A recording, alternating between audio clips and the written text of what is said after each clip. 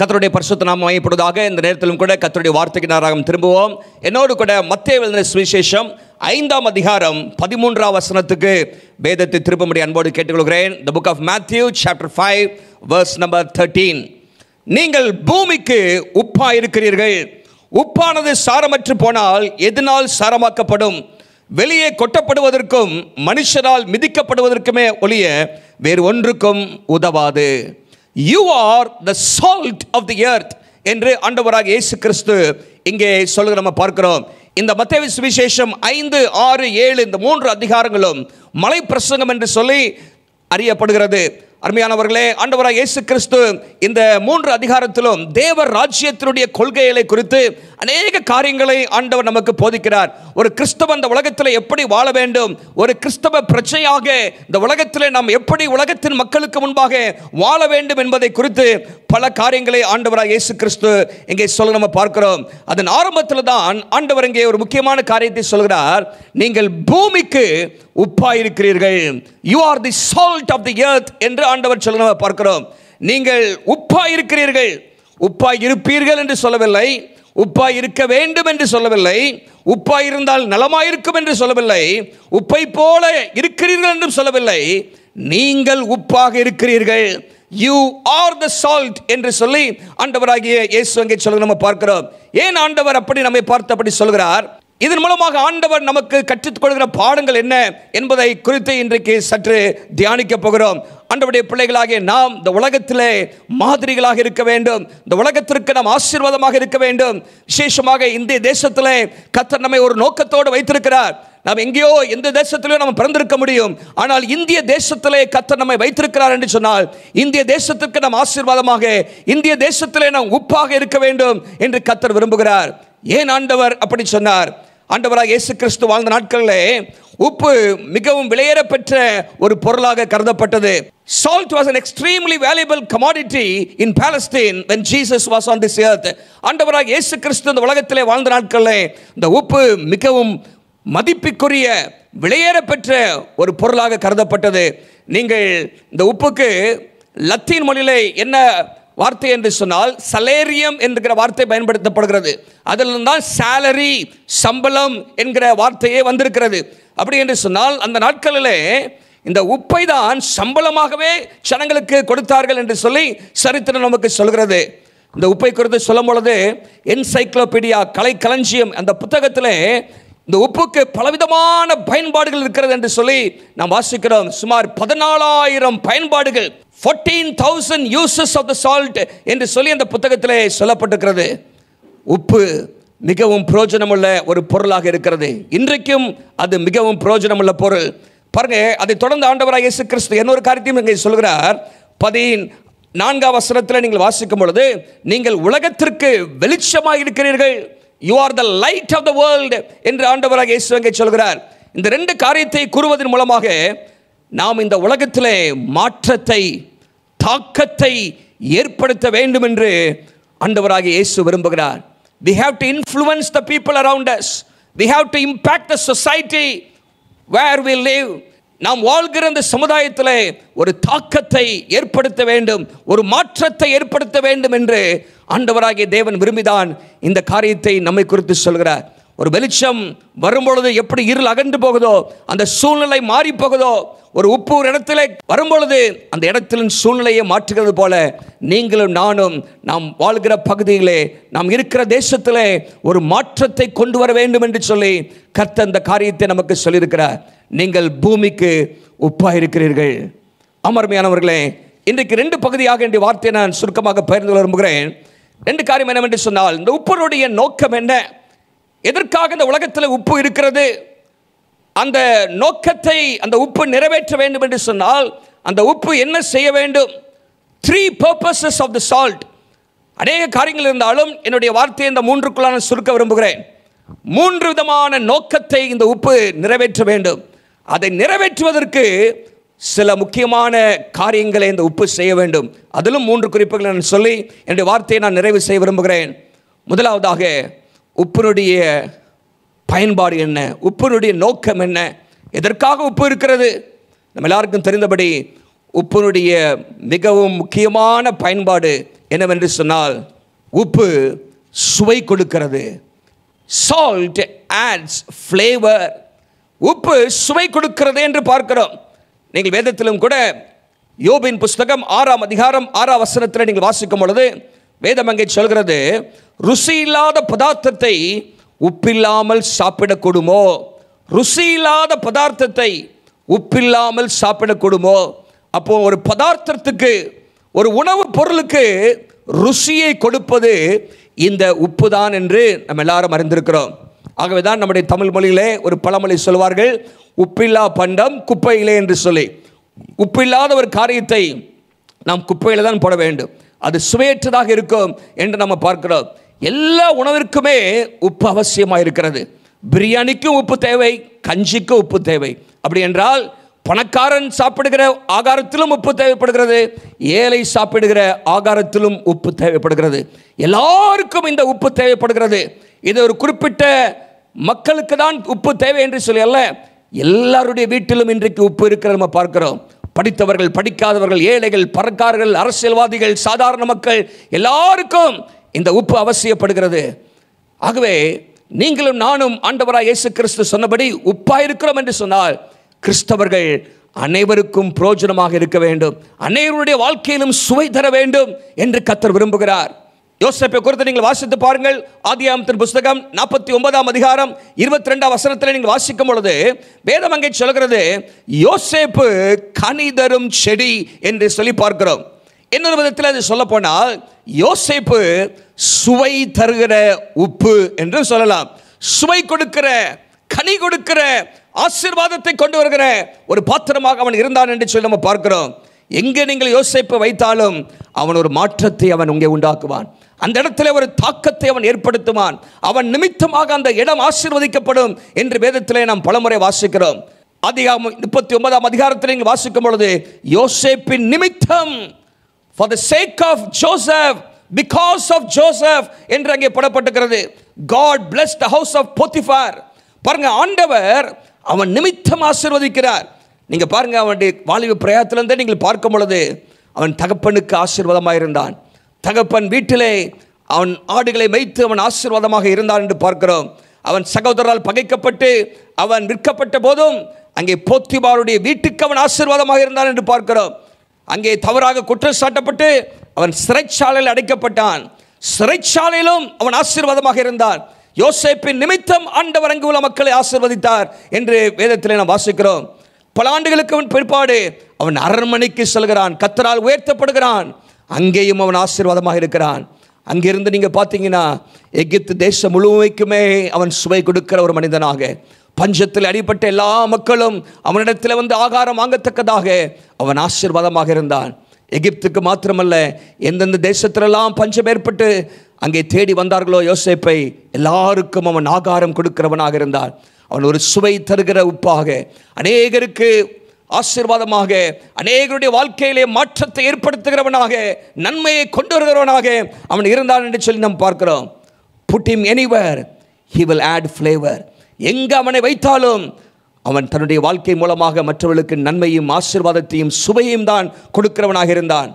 நாம் இருப்பது நிமித்தம் நாம் இருக்கிற இடம் ஆசீர்வதிக்கப்பட வேண்டும். இப்படியாக சொல்வார்கள் சிலரை குறித்து, சிலர் போகிற இடமெல்லாம் மகிழ்ச்சி அளிப்பார்கள், சிலர் இருக்கிற இடத்தை விட்டு போனால்தான் அந்த இடத்துக்கே மகிழ்ச்சி வரும். உங்களை பற்றி எப்படி? நீங்கள் இருக்கிற இடத்திலெல்லாம் மகிழ்ச்சி வருகிறதா? இல்லாவிட்டால் நீங்கள் அந்த இடத்தை விட்டு போனால்தான் அந்த இடத்துக்கே மகிழ்ச்சி வருகிறதா? கிறிஸ்தவர்களாக நாம் உப்பாக இருக்க வேண்டும், சுவை கொடுக்கிறவர்களாக இருக்க வேண்டும் என்று கர்த்தருடைய வார்த்தை நமக்கு சொல்கிறது. பாருங்க, வீட்டிலே நாம் சுவை கொடுக்க வேண்டும். add flavor in your home, add flavor in the church. சபையிலே நீங்கள் சுவை கொடுக்க வேண்டும். add flavor in your workplace. நீங்கள் வேலை செய்கிற இடத்திலே நீங்கள் சுவை கொடுக்கிறவர்களாக இருக்க வேண்டும். add flavor in your nation, in our nation of India. இந்திய தேசத்திற்கு நாம் சுவை கொடுக்கிறவர்களாக இருக்க வேண்டும் என்று கர்த்தர் சொல்கிறார். பாருங்க, இந்த உப்பு சுவை கொடுக்கிறது. It adds flavor, savor. சுவை நம் மூலமாக மற்றவர்களுக்கு வருகிறதா? இல்லாவிட்டால் நம்முடைய வாழ்க்கை மற்றவர்களுக்கு ஒரு கசப்பாக, நம்முடைய வாழ்க்கை மற்றவருடைய வாழ்க்கையிலே ஒரு வெறுப்பை ஏற்படுத்துகிறதாக இருக்கிறதா? நீங்களும் நானும் இந்த பூமியிலே உப்பாக, இந்த பாரத தேசத்திற்கு உப்பாக இருக்க வேண்டும் என்று கர்த்தர் சொல்கிறார். நாம் இருக்கிற இடத்திலே அதை ஆரம்பிக்க வேண்டும். எருசலேம் தொடங்கி முழு உலகத்திற்கும் என்று ஆண்டவர் சொல்லியிருக்கிறார். நாம் சாட்சிகளாக இருக்க வேண்டும் என்று சொல்லி நீங்கள் இருக்கிற இடத்திலே முதலில் ஆசீர்வாதமாக காணப்பட வேண்டும் என்று கர்த்தர் விரும்புகிறார். இரண்டாவதாக, இந்த உப்புடைய மிக முக்கியமான குணம் என்னவென்று சொன்னால், உப்பு பாதுகாக்கிறது. Salt is a preservative. Salt preserves. இந்த உப்பு பாதுகாக்கிறது. ஆண்டவராகிய இயேசு வாழ்ந்த நாட்களிலே பொருட்களை பாதுகாப்பதற்கு பயன்படுத்தப்பட்ட ஒரு பொருள் என்னவென்று சொன்னால் இந்த உப்பு என்று பார்க்கிறோம். இன்றைக்கு நாம் ஃப்ரிட்ஜ் வைத்திருக்கிறோம், ரெஃப்ரிஜரேட்டர்ஸ் எல்லா வீடுகளிலும் இருக்கிறது. பொருட்களை பாதுகாப்பதற்காக, பத்திரப்படுத்துவதற்காக, அழிந்து போகாமல் கெட்டு போகாமல் இருப்பதற்காக நாம் ஃப்ரிட்ஜை பயன்படுத்துகிறோம். அந்த நாட்களிலே மிக முக்கியமாக பயன்பட்டது இந்த உப்பு என்று பார்க்கிறோம். இன்றைக்கு உப்பை பயன்படுத்துகிறார்கள். பாருங்க, ட்ரை ஃபிஷ், கருவாடை பாதுகாப்பதற்காக கெட்டு போகாமல், இந்த பிக்கிள்ஸ், ஊறுகாய்கள் அது கெட்டு போகாமல் பத்திரப்படுத்தப்படுவதற்காக அங்கே உப்பு பயன்படுத்துகிறார்கள். இப்படி பல விதத்தில் இன்றைக்கும் அது பயன்பட்டு கொண்டு தான் இருக்கிறது. ஆண்டவராகிய இயேசு சொல்வதனுடைய காரணம், நீங்களும் நானும் மற்றவர்களை அழிவிலிருந்து நாம் பாதுகாக்க வேண்டும் என்று கர்த்தர் விரும்புகிறார். இந்த தேசம் அழிவுக்கு நேராக போய்கொண்டிருக்கிறது. நம்மை சுற்றிலும் இருக்கிற மக்கள் அழிவுக்கு நேராக போய்கொண்டிருக்கிறார்கள், கெட்டு போய்கொண்டிருக்கிறார்கள். They are perishing. நீங்களும் நானும் இந்த உலகத்திலே உப்பாக இருக்கிறோம் என்று ஆண்டவர் சொன்னதுக்கு காரணம், தேவ பிள்ளைகள் இந்த உலகத்தை கெட்டு போகிற பாதையிலிருந்து தடுத்து நிறுத்த வேண்டும் என்று கர்த்தர் விரும்புகிறார். இந்த உலகத்திலிருந்து கிறிஸ்தவர்கள் எடுத்துக்கொள்ளப்படும் பொழுது, திருச்சபை எடுத்துக்கொள்ளப்படும் பொழுது, இந்த உலகம் வெகு விரைவிலே அழிவுக்கு நேராக சென்றுவிடும். இன்றைக்கு உலகம் பாதுகாக்கப்படுகிறது என்று சொன்னால் திருச்சபை இருக்கிறது. அநேக பரிசுத்தவான்கள் இந்த உலகத்தில் இருப்பதனால்தான் இந்த உலகம் பாதுகாக்கப்பட்டு கொண்டிருக்கிறது. தேவனுடைய பிள்ளைகளே, நீங்களும் நானும் நாம் இருக்கிற இடத்துல, நம்முடைய சமுதாயத்தில், நம்முடைய அண்டை வீட்டார் மத்தியிலே நாம் பாதுகாக்கிற ஒரு உப்பாக இருக்க வேண்டும் என்று கர்த்தர் விரும்புகிறார். பாருங்கள், நீங்கள் வேதத்தில் 2 விதத்தில் இந்த காரியத்தை நாம் நிறைவேற்ற முடியும். ஒன்று, நாம் மன்றாடி ஜெபிப்பதன் மூலமாக. we can be a preservative through our intercession. நம்முடைய மன்றாடி ஜெபத்தின் மூலமாக நாம் இந்த அழிவிலிருந்து தடுக்கிற வேலையை நாம் செய்ய முடியும். நீங்கள் வேதத்தில் ஆதிகாமம் 18ஆம் அதிகாரத்தில் நீங்கள் வாசிக்கும் பொழுது, அங்கே ஆண்டவர் சோதம் கோமோராவை அழிக்க திட்டமிட்டார். அந்த பட்டணத்தினுடைய பாவம் கொடிதாக இருந்தது என்று ஆதிகாமம் 18ஆம் அதிகாரம் 20ஆம் வசனத்தில் வாசிக்கிறோம். மிகவும் கொடிதாக இருந்தது. ஆண்டவர் அழிக்க சித்தமாக இருந்தார். ஆனால் அங்கே ஆபிரகாம் என்னும் தேவ மனிதன், தேவனுக்கு சிநேகிதனாக இருந்த ஆபிரகாம், அங்கே 23ஆம் வசனம் முதல் 32ஆம் வசனம் வரைக்கும் நீங்கள் வாசிப்பீர்கள் என்று சொன்னால், ஆண்டவருடைய சமூகத்திலே திறப்பில் நின்று மன்றாடி அவன் ஜெபிக்கிறார். ஆண்டவரே, மக்களை அழிப்பீரோ, ஆண்டவரே அழிப்பீரோ, அழிப்பீரோ, 50 நீதிமான்கள் இருந்து அழிப்பீரோ, 45 40 என்று சொல்லி ஆண்டவரிடத்திலே பரிந்து பேசி மன்றாடி ஜெபித்துக் கொண்டிருக்கிறான். அங்கே 10 நீதிமான்கள் கூட இல்லாத ஒரு சூழ்நிலை. 10 நீதிமான்கள் நிமித்தம் அதை அழிப்பதில்லை என்று ஆண்டவர் சொல்கிறார். பாருங்க, ஆண்டவருடைய சமூகத்தில் கெஞ்சி பிரார்த்தனை செய்கிறான், ஆண்டவரை அழிக்காதிரும் என்று சொல்லி. அடுத்த அதிகாரத்தில் நீங்கள் வாசிக்கும் பொழுது, அங்கே 29ஆம் வசனத்தில் 19 29 கர்த்தர் ஆபிரகாமை நினைத்து ஆண்டவர் லோத்துவை அழிவின் நடுவிலிருந்து தப்பி போகும்படி அனுப்பிவிட்டார். ஆபிரகாமை நினைத்து, ஆபிரகாமுடைய ஜெபத்தை நினைத்து ஆண்டவர் லோத்துவை அழிவிலிருந்து காப்பாற்றினார் என்று வேதம் சொல்கிறது. அதே போலதான் மோசே வாழ்க்கையை நம்ம பார்க்கிறோம். ஆண்டவர், இஸ்ரவேல் ஜனங்கள் பாவம் செய்தார்கள், விக்கிரக ஆராதனைக்குள்ளாக போனார்கள், அவர்களை அழிக்கப் போகிறேன் என்று சொன்னார். சங்கீதம் 106:23 நாம் வாசிக்கிறோம். மோசே திறப்பில் என்று ஆண்டவர் நோக்கி மன்றாடினான், ஆண்டவரே அழிக்காதிரும் ஆண்டவரே என்று சொல்லி கெஞ்சி பிரார்த்தித்தான் என்று வேதம் சொல்கிறது. கர்த்தர் மோசேயின் ஜெபத்தை கேட்டு ஆண்டவர் ஜனங்களை அழிவிலிருந்து காப்பாற்றினார். நாம் ஜெபிக்கும் பொழுது, நாம் மன்றாடி ஜெபிக்கும் பொழுது, நம்முடைய தேசத்திற்காக, நம்முடைய தேசத்தில் இருக்கிற 139 கோடி மக்களுக்காக, நம்முடைய தேசத்தில் உள்ள எல்லா மாநிலங்கள், மாவட்டங்கள், யூனியன் பிரதேசங்கள், கிராமங்கள், இவைகளுக்காக மன்றாடி ஜெபிக்கும் பொழுது கர்த்தர் தேசத்தை அழிவிலிருந்து பாதுகாக்கிறார். ஆகவே தான் எசேக்கியேல் 22:30 ஆண்டவராகிய தேவன் சொல்கிறார், தேசத்தை அழிக்காதபடிக்கு திறப்பிலே நிற்க ஒரு மனிதனை தேடினேன் என்று சொல்கிறார். I am searching for a man who will stand in the gap so that I will not destroy the land. நான் தேசத்தை அழிக்காதபடிக்கு திறப்பில் நிற்கக்கூடிய மக்கள். நீங்களும் நானும் இந்த பாரத தேசத்திற்காக திறப்பில் நிற்க வேண்டும். நம்முடைய உற்ற உறவினர்களுக்காக திறப்பில் நிற்க வேண்டும். அழிந்து போகிற மக்களுக்காக நாம் திறப்பில் நின்று மன்றாடி ஜெபிக்கும் பொழுது கர்த்தர் நம்முடைய ஜெபங்களை நினைவு கூர்ந்து ஆண்டவர் தேசத்திலும் பட்டணத்திலும் மாநிலத்திலும் ஆண்டவர் ரட்சிப்பை ஆண்டவர் தருவார். அழிவிலிருந்து மக்களை பாதுகாப்பார். நம்முடைய ஜெபம் வீண் போகாது. ஆண்டவர் திறப்பில் நிற்கிற மக்களை ஆண்டவர் தேடிக்கொண்டிருக்கிறார். இப்படி திறப்பில் நிற்பது மூலமாக நாம் பாதுகாக்கிற மக்களாக இருக்க முடியும். அது மாத்திரமல்ல, not only through our intercession, through proclamation we can be preservatives. நாம் சுவிசேஷத்தை அறிவிப்பதன் மூலமாக நாம் பாதுகாக்கிறவர்களாக இருக்க முடியும். நீங்க வேதத்தில் பல காரியங்களை நீங்கள் வாசிக்க முடியும். வேதம் சொல்லுகிறது, யோவான் 3:16 வாசிக்கிறோம், தேவன் தம்முடைய ஒரே பேரான குமாரனை விசுவாசிக்கிறவன் எவனோ அவன் கெட்டு போகாமல் நித்திய ஜீவனை அடையும்படிக்கு அவரை தந்தருளி இவ்வளவாய் உலகத்தில் அன்பு கூர்ந்தார். பாருங்க, அங்க என்ன சொல்கிறார் ஆண்டவர்? மக்கள் கெட்டு போய் கொண்டிருக்கிறார்கள். அவர்கள் கெட்டு போவதிலிருந்து தடுக்கப்பட வேண்டும் என்று சொன்னால் ஆண்டவராய் இயேசு இந்த உலகத்தில் வந்து நமக்காக நிறைவேற்றின அந்த காரியத்தை நம் மக்களுக்கு சொல்ல வேண்டும் என்று நாம் வேதத்தில் வாசிக்கிறோம். பாருங்க, நீங்கள் பல உதாரணத்தை வாசிக்க முடியும். பழைய ஏற்பாட்டில் ஒரு உதாரணத்தை நான் சொல்ல விரும்புகிறேன். நீங்கள் 2 ராஜாக்களின் புஸ்தகம் 5ஆம் அதிகாரத்தில் 2-3 வசனங்களை நீங்கள் வாசிக்கும் பொழுது அங்கே நாகமானை குறித்து நாம் வாசிக்கிறோம். நாகமான் என்கிற ஒரு படைத்தலைவனை குறித்து நாம் அங்கே வாசிக்கிறோம். அவனுடைய வாழ்க்கையிலே அவன் பயங்கர யுத்த வீரனாக இருந்தான். ஆனாலும் அவனுடைய வாழ்க்கையில் நீங்கள் பார்த்தீங்கன்னா குஷ்டரோகம் இருந்தது என்று போடப்பட்டிருக்கிறது. அவன் பெரிய மனுஷன், மகாபரக்கிரமசாலி. அவனோ குஷ்டரோகியாக இருந்தான். குஷ்டரோகம் வேதத்திலே பாவத்துக்கு ஒப்பாக சொல்லப்படுகிறது.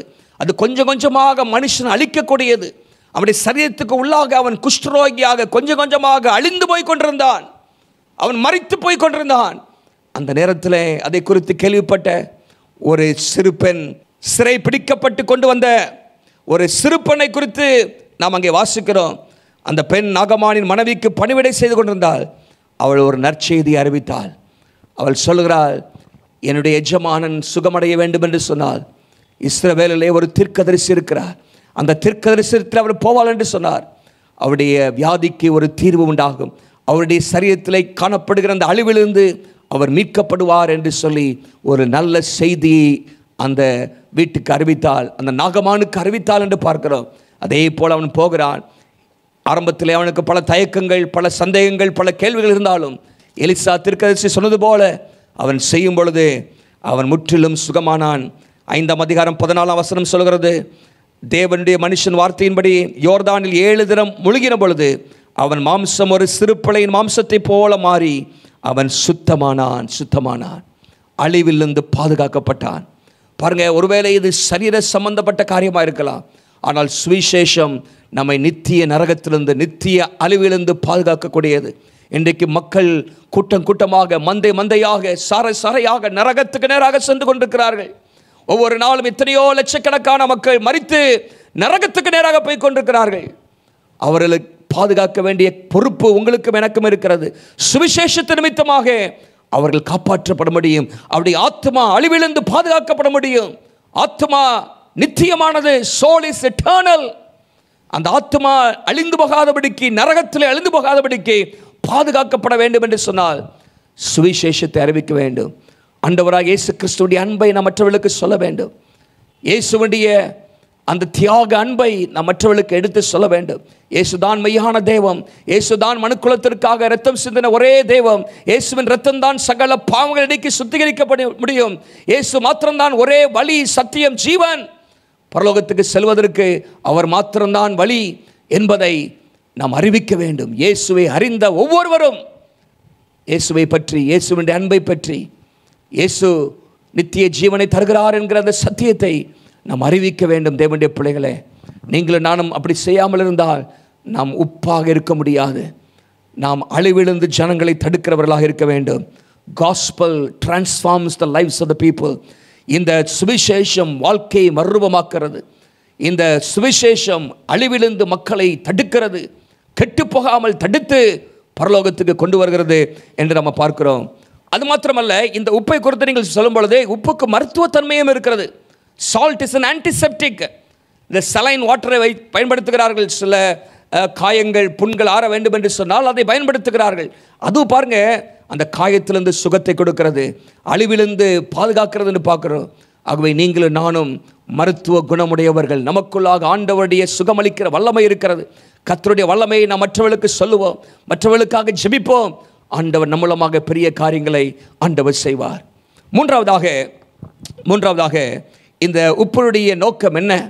உப்பை குறித்து இன்னொரு காரியத்தை சொல்ல வேண்டும் என்றால், சால்ட் கிரியேட்ஸ் தர்ஸ்ட். உப்பு தாகத்தை ஏற்படுத்துகிறது. உப்பு தாகத்தை ஏற்படுத்துகிறது. உப்பை சாப்பிட்ட ஒரு நபருக்குள்ளாக ஒரு தாகம் ஏற்படும்.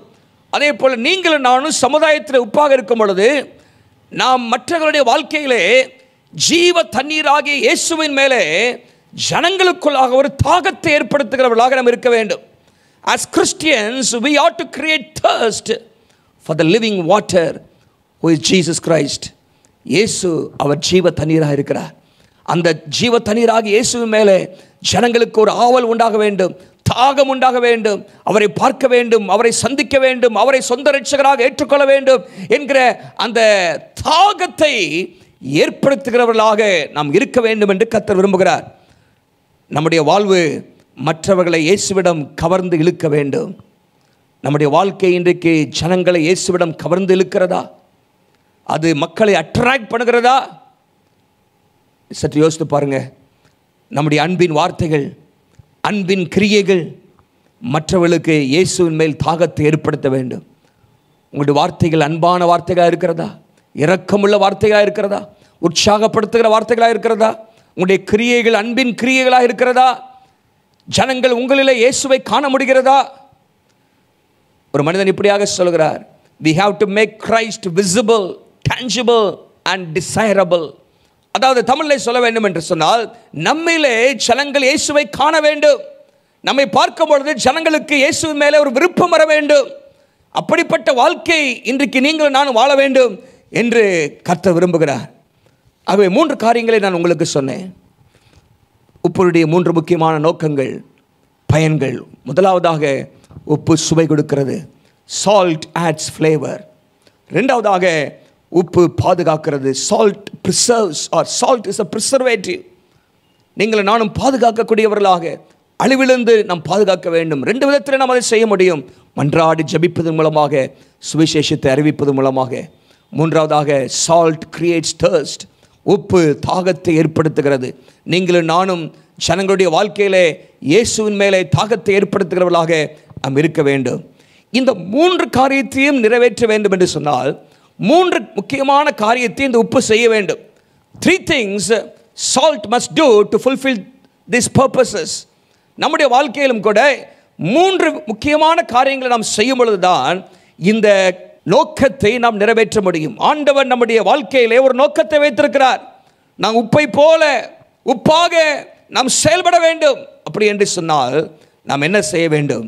வேதம் அங்கே சொல்கிறது, முதலாவதாக we must have saltiness in us.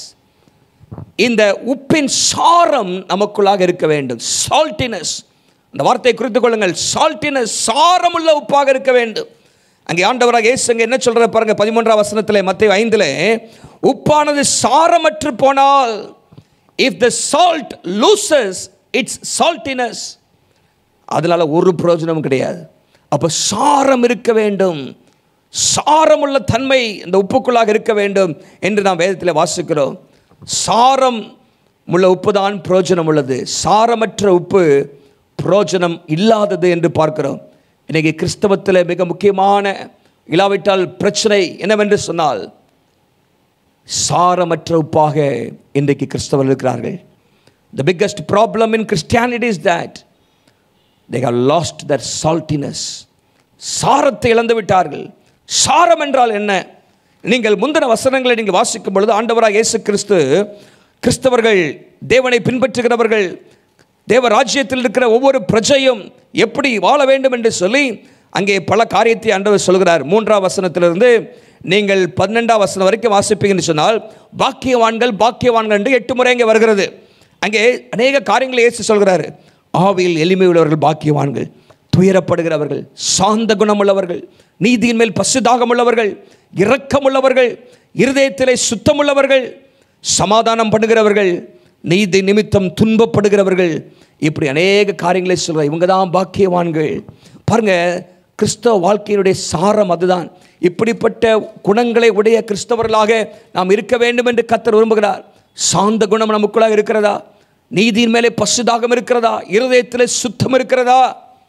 கிறிஸ்துவுக்காக பாடுபடுகிற அந்த அனுபவம், நீதி நிமித்தம் துன்பப்படுகிற அந்த அனுபவம் நமக்கு இருக்கிறதா? இரக்க குணம், இரக்கமுள்ளவர்கள், சமாதானம் பண்ணுகிறவர்கள். இன்னைக்கு அநேக சண்டையை முட்டுகிறவர்கள் இருக்கிறார்கள், சமாதானம் பண்ணுகிறவர்கள், peace makers, not peace breakers. இப்படிப்பட்ட மக்களாக நாம் இருக்கும் பொழுதுதான் நமக்குள்ளாக சாரம் இருக்கிறது என்று வேதம் சொல்லுகிறது. சாரம், அதுதான் சாரம். இப்படிப்பட்ட கிறிஸ்துவின் குணங்கள் நமக்குள்ளாக இருக்க வேண்டும். பாருங்க, நம்முடைய வார்த்தையிலே சாரம் இருக்க வேண்டும். வேதம் சொல்கிறது, கொலோசியர் 4:6 உங்கள் வசனம் எப்பொழுதும் கிருபை பொருந்தியதாயும் உப்பால் சாரம் ஏறினதாயும் இருப்பதாக. Your words must be salted with grace. உப்பால் சாரம் ஏறினதாக இருக்க வேண்டும். மார்க் 9:50 வேதம் சொல்கிறது, நம்முடைய ஜீவிதத்திலே சாரம் இருக்க வேண்டும். உங்களுக்குள்ளே உப்புடையவர்களாயிருங்கள், உங்களுக்குள்ளே உப்புடையவர்களாயிருங்கள் என்று வேதம் அங்கே சொல்கிறது. அமர்மையானவர்களே, நம்முடைய வாழ்க்கையிலே, ஜீவிதத்திலே, வார்த்தையிலே சாரம் இருக்க வேண்டும், கிறிஸ்துவனுடைய பண்புகள் இருக்க வேண்டும் என்று கர்த்தர் விரும்புகிறார். பரிசுத்தம், இன்டெகிரிட்டி, நேர்மையான உத்தமமான வாழ்க்கை, சின்சியாரிட்டி, லவ், அன்பு, ஹியூமிலிட்டி, தாழ்மை, இவைகளெல்லாம் கிறிஸ்தவ வாழ்க்கையிலே நமக்குள்ளாக சாரத்தை கொடுக்கக்கூடியதாக இருக்கிறது. இதெல்லாம் கிறிஸ்துவின் பண்புகள். அன்பு, தாழ்மை, இரக்கம், பரிசுத்தம், உத்தம வாழ்க்கை, இதெல்லாம் நமக்குள்ளாக இருந்தால் தான் நான் உண்மையாகவே இந்த உலகத்தில் உப்பாக இருக்க முடியும். இன்றைக்கி நம்முடைய வாழ்க்கையை சற்று ஆராய்ந்து பார்ப்போம். ஒரு பிரித்தெடுக்கப்பட்ட வாழ்க்கை வாழ்கிறோமா? பாருங்கள், இந்த உப்பு மக்களுக்கு பிரயோஜனமாக மாறுவதற்கு முன்பாக அது கடலில் இருக்கிறது. கடல் நீரில் தான் அந்த உப்பு பிரித்தெடுக்கப்பட்டு அது மக்களுக்கு பிரயோஜனமாக மாறுகிறத நம்ம பார்க்கிறோம். ஒரு பிரித்தெடுக்கப்பட்ட இந்த கடல் உலகத்திற்கு ஒப்பாக இருக்கிறது. உலகத்திலிருந்து நாம் பிரித்தெடுக்கப்பட்ட செப்பரேட்டட் லைஃப், பிரித்தெடுக்கப்பட்டவர்களாக, பரிசுத்தமுள்ளவர்களாக. உப்பின் நிறமே பார்த்தீங்கன்னா வெண்மையாக இருக்கிறது. வெண்மையான உப்பு, அது பரிசுத்தத்துக்கு அடையாளமாக இருக்கிறது. ஒரு பிரித்தெடுக்கப்பட்ட சாரமுள்ள வாழ்க்கை நாம் வாழும் பொழுது தான் நம்முடைய நோக்கத்தை நாம் நிறைவேற்ற முடியும். You must have saltiness in you. நமக்குள்ளாக, உங்களுக்குள்ளாக சாரம் இருக்க வேண்டும் என்று கர்த்தர் விரும்புகிறார். அப்போ கிறிஸ்துவின் குணங்கள், பண்புகள், தன்மை நமக்குள்ளாக உண்டாவதற்காக பிரயாசப்பட வேண்டும். அது இல்லாத பட்சத்திலே நாம் இந்த உலகத்திலே தாக்கத்தை ஏற்படுத்த முடியாது, மாற்றத்தை ஏற்படுத்த முடியாது.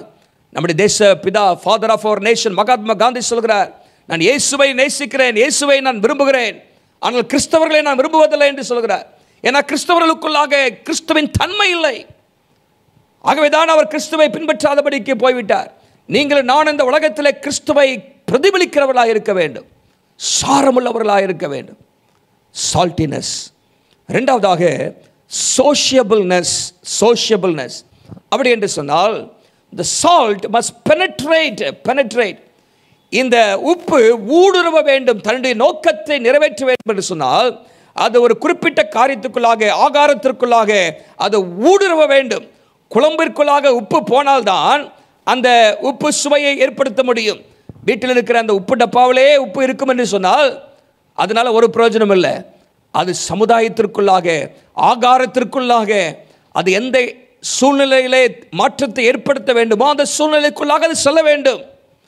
அப்பொழுதுதான் அது மாற்றத்தை ஏற்படுத்த முடியும், சுவை ஏற்படுத்த முடியும், பாதுகாப்பை கொடுக்க முடியும்.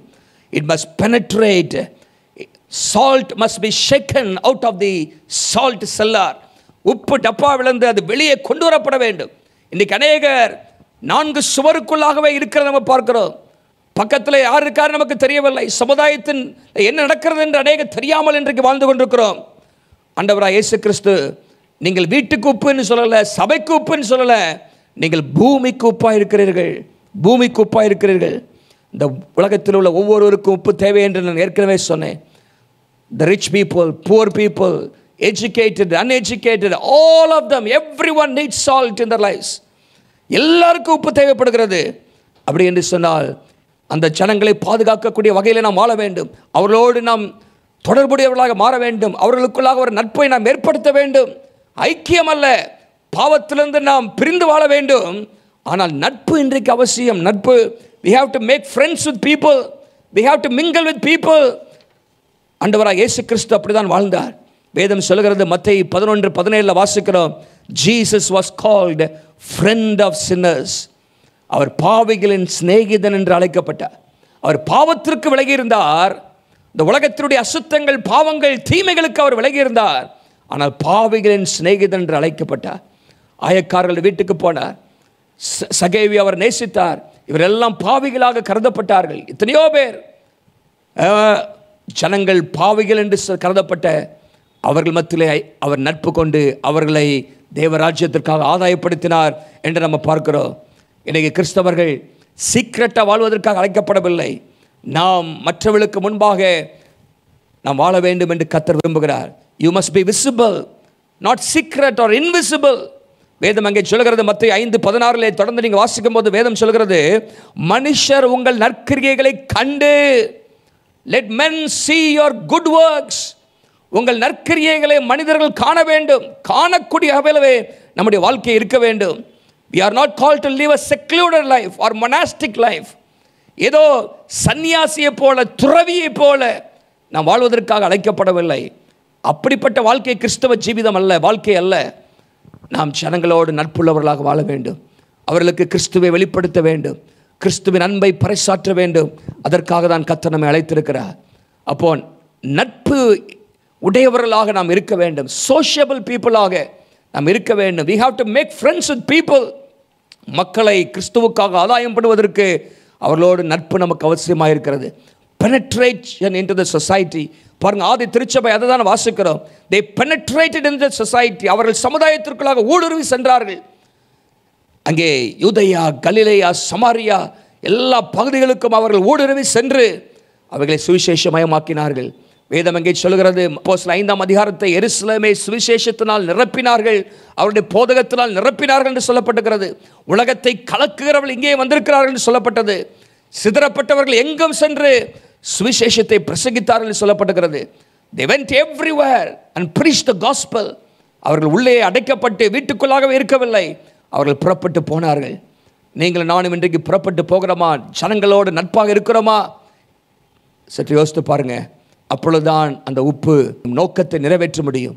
நீங்களும் நானும் பூமிக்கு உப்பாக இருக்கிறோம். ஏதோ வீட்டுக்குள்ளாகவே உப்பு டப்பாவுக்குள்ளாகவே இருக்கிற உப்பாக அல்ல. நாம் சமுதாயத்திற்குள்ளாக ஊடுருவி சென்று சமுதாயத்தின் சீரில் விழுந்து ஜனங்களை விடுவிக்கிறவர்களாக நாம் இருக்க வேண்டும் என்று கர்த்தர் விரும்புகிறார். மூன்றாவதாக, இந்த உப்பு தன்னுடைய நோக்கத்தை நிறைவேற்ற வேண்டும் என்று சொன்னால் அது செய்ய வேண்டிய ஒரு முக்கியமான காரியம் இருக்கிறது. மூன்றாவது வார்த்தை சாக்ரிஃபைஸ். சாக்ரிஃபைஸ்.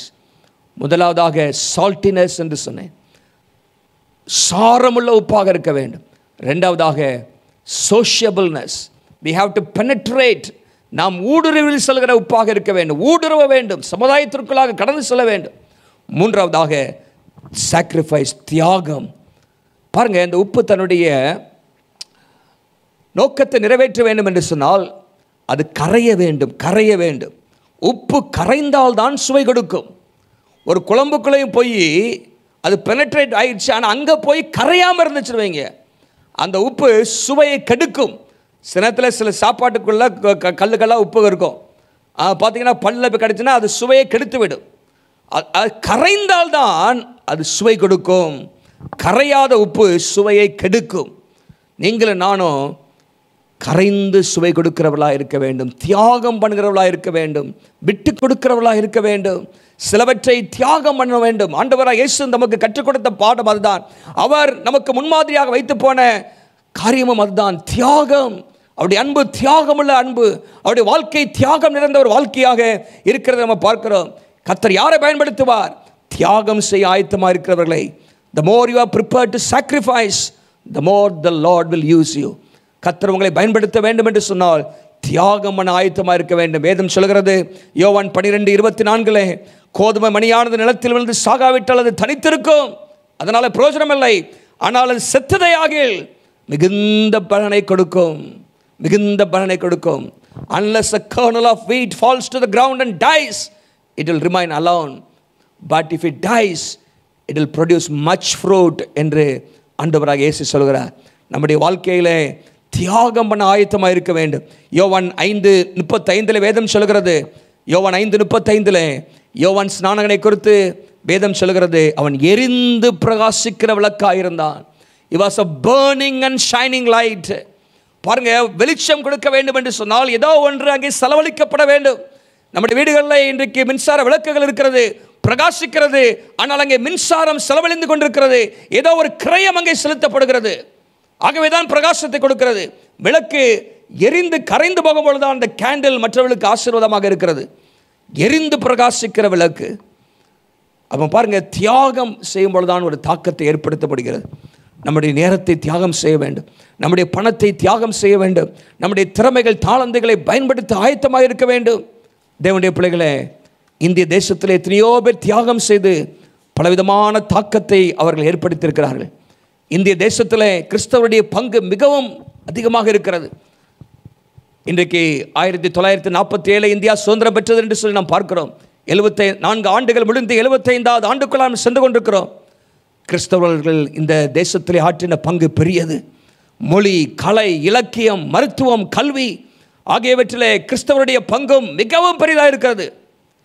பாருங்க, அந்த நாட்களில் இந்த படிப்பறிவு படிக்கிறது, இது எலைட் அப்பர் கிளாஸ், சமுதாயத்தில் மேல் வகுப்பை சார்ந்தவர்கள் தான் படிக்க முடியும். அப்படியும் பெண்கள் போக முடியாது, ஆண்கள் தான் குருகுலம் என்கிற இடத்திற்கு போய் அங்கே அவர்கள் கற்றுக்கொள்ள முடியும். இப்படி ஒரு கூட்டத்தார் மாத்திரம்தான் கல்வி அறிவுடையவர்களாக இருந்தார்கள்.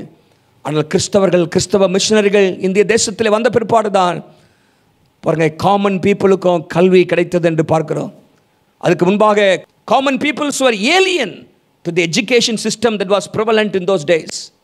ஆனால் மிஷனரிகள் வந்து எல்லாருக்கும் கல்வி கிடைக்கத்தக்கதாக அவர்கள் பள்ளிக்கூடங்களை ஆரம்பித்தார்கள், கல்லூரிகளை ஆரம்பித்தார்கள் என்று நம்ம பார்க்கிறோம். மிஷனரியுடைய வாழ்க்கையில் நீங்கள் பார்க்கும் பொழுது அவர்கள் இந்திய தேசத்துக்கு வந்து அவர்கள் வேதத்தை மொழிபெயர்த்தார்கள். மாத்திரமல்ல, வேதத்தை மாத்திரமல்ல, அவர்கள் பல மொழிகளுக்கு இலக்கணத்தை உண்டாக்கினார்கள், டிக்ஷனரிஸ். அவர்கள்தான் பல கிறிஸ்தவர்கள் மிஷனரிமார்கள் தான் அநேக மொழிகளுக்கு டிக்ஷனரியை அவர்கள் ஏற்படுத்தினார்கள். இந்த தேசத்திலே பெண் வன்கொடுமை அதிகமாக இருந்தது. நம்ம எல்லாரும் அறிந்தபடி சதி, உடன்கட்டை ஏறுதல் அப்படின்னா என்ன? கணவன் இறந்து போனால் இளம் அந்த மனைவி கணவனுடைய அந்த ஃபியூனரல் பயர் அந்த கட்டையிலேயே அவளே வைத்து உயிரோடு எரித்து விடுவார்கள். என்று சொன்னால் கணவனுடைய சொத்து அவளுக்கு பெயரக்கூடாது, இன்னொரு புருஷனை கட்டிட்டு போயிட்டா எல்லாம் பெயரான்னு சொல்லி அவளை அப்படியே கொன்றுவாங்க. சதி, உடன்கட்டை ஏறுதல், இப்படி பயங்கரமான அவல நிலை இந்த தேசத்தில் இருந்தது. வில்லியம் கேரி இதற்கு எதிராக அவர் சத்தத்தை உயர்த்தினார்.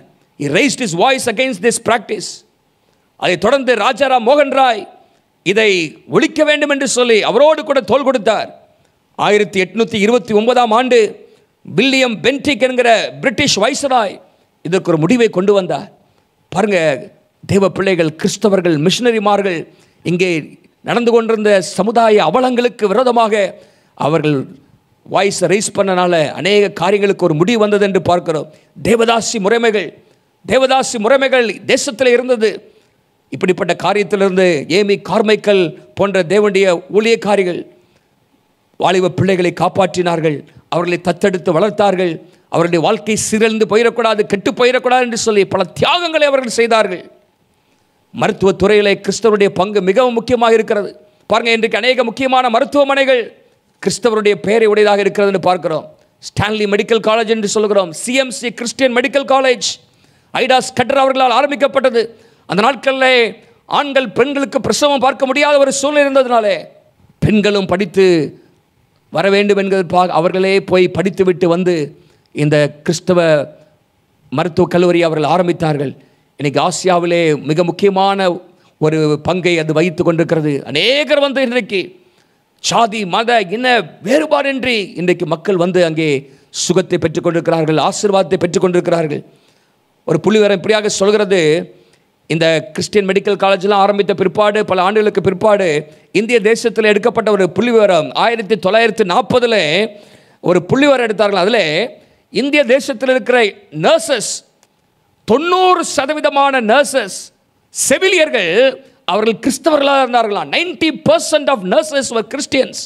ஏன்னா நர்ஸ் அப்படிங்கிற அந்த பணியே அவர்கள் மிகவும் மோசமாக நினைத்தார்கள். Nursing was considered as a mean job. only Christians were willing to take up that job. அதை கிறிஸ்தவர்கள் தான் எடுத்து செய்ய வேண்டியது.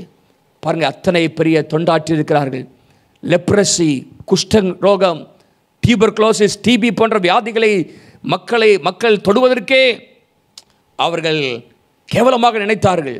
ஆனால் மிஷனரிமார்கள் வந்து, எல்லாருக்கும் தெரியும், கிரேம் ஸ்டெயின்ஸ் அவர்கள் தொழில்நோயாளிகள் மத்தியில் தான் ஊழியம் செய்தார். அவர்களுடைய காயங்களை கழுவினார், அவர்களுடைய சரீரத்தை தொட்டு அவர்களை சுத்தப்படுத்தினார்.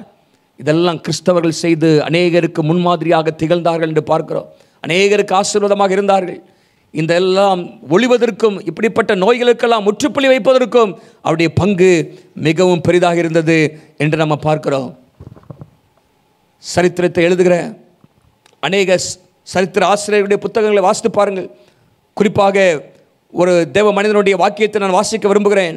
பிஷப் ஸ்டீஃபன் நீல் என்கிற தேவ மனிதன் இப்படியாக சொல்கிறார்: எங்கெல்லாம் கலாச்சாரம் முன்னேறி இருக்கிறதோ, கல்வி பெருகி இருக்கிறதோ, மக்களின் மனக்கண்கள் திறக்கப்பட்டிருக்கிறதோ, அந்த பூமியை தோண்டி பாருங்கள், அங்கே மிஷனரிகளின் சடலங்கள் புதைக்கப்பட்டிருக்கும்.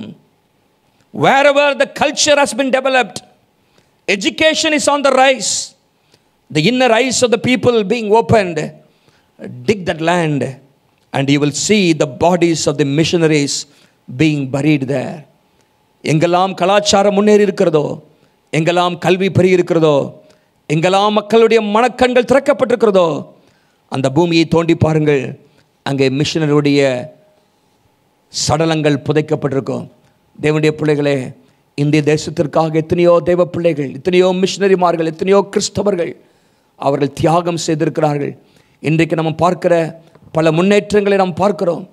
இன்றைக்கு நாம் பல முன்னேற்றங்களை கல்வியிலே, இலக்கியத்திலே, மருத்துவத்திலே, பல விதத்தில் நம்ம பார்க்கிறோம். அது எல்லாவற்றுக்கும் பின்பாக ஒரு கிறிஸ்தவனுடைய தியாகம் இருக்கிறத நம்ம பார்க்கிறோம். அவர்கள் சும்மா வந்து சுவிசேஷத்தை அறிவித்து விட்டு போவதற்காக அவர் வரவில்லை. சமுதாயத்திலே மாற்றத்தை ஏற்படுத்த வேண்டும், ஜனங்களை அழிவிலிருந்து தடுக்க வேண்டும் என்பதற்காக பல காரியங்களை செய்தார்கள். குறிப்பாக இந்த ஆத்துமா அழிந்து போய்விடக்கூடாது, இந்திய தேசத்தினுடைய மக்களுடைய ஆத்துமாக்கள் அழிந்து போயிடக்கூடாது, நித்திய நரகத்திற்கு போய்விடக்கூடாது என்று சுவிசேஷ பணியை அவர்கள் செய்தார்கள். தேவனுடைய பிள்ளைகளே, நீங்களும் நானும் இன்றைக்கு உப்பாக இருக்க வேண்டும். இந்த தேசம் இன்னும் இருளுக்குள்ளாக இருக்கிறது. எங்கு பார்த்தாலும் இன்றும் இருள் இருக்கிறது. விக்கிரக ஆராதனைகள், பாவங்கள், சாபங்கள், தரித்திரங்கள், வேலையின்மைகள் இன்றைக்கு தலைவிரித்தாடுகள் நம்ம பார்க்கிறோம். எங்கு பார்த்தாலும் பிரச்சனைகள், தற்கொலைகள். நீங்கள் நானும் அன்றாடி ஜெபிக்க வேண்டும். உப்பாக தேசத்தை பாதுகாக்கிற பணியை கர்த்தர் நமக்கு தந்திருக்கிறார். சீரழிந்து போகிற இந்த தேசத்தை தடுத்து நிறுத்துவதற்கான பெரிய பொறுப்பை ஆண்டவர் நமக்கு தந்திருக்கிறார். அதை நாம் ஜெபத்தின் மூலமாக செய்ய முடியும், சுவிசேஷத்தை அறிவிப்பது மூலமாக செய்ய முடியும். நமக்குள்ளாக சாரம் இருக்க வேண்டும். சாரம் இழந்து போனால் நம்மால் ஒரு பிரயோஜனமும் இல்லை.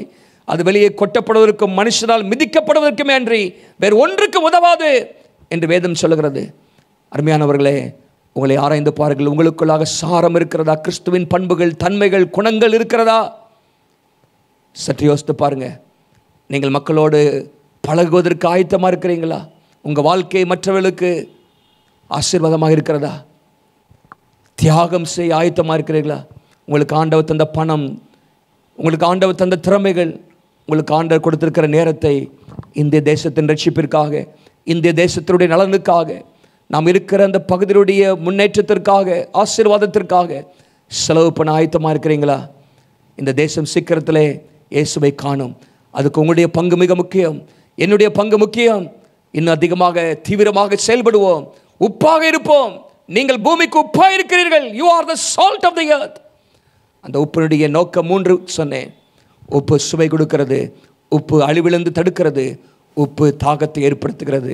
இந்த 3 காரியத்தை நிறைவேற்ற வேண்டும் என்று சொன்னால் அந்த உப்புக்குள்ளாக சாரம் இருக்க வேண்டும். அந்த உப்பு ஊடுருவி செல்ல வேண்டும். அந்த உப்பு தன்னைத்தானே தியாகம் செய்ய வேண்டும், கிரயம் செலுத்த வேண்டும். அப்பொழுதுதான் அந்த தன்மையை, அந்த நோக்கத்தை நிறைவேற்ற முடியும். ஆகவே இந்த வசனத்தை தியானித்து ஆண்டவருக்காக எழும்புவோம், செயல்படுவோம். இந்த தேசத்தில் ஏற்கனவே எத்தனையோ தேவ பிள்ளைகள் அவர்கள் தாக்கத்தை ஏற்படுத்தி சென்றிருக்கிறார்கள். தொடர்ந்து கிறிஸ்துவின் வருகை மட்டும் நாமும் மாற்றத்தை ஏற்படுத்துவதற்கு நம்மை அர்ப்பணிப்போம். கர்த்தர் நம்மை ஆசீர்வதிப்பாராக.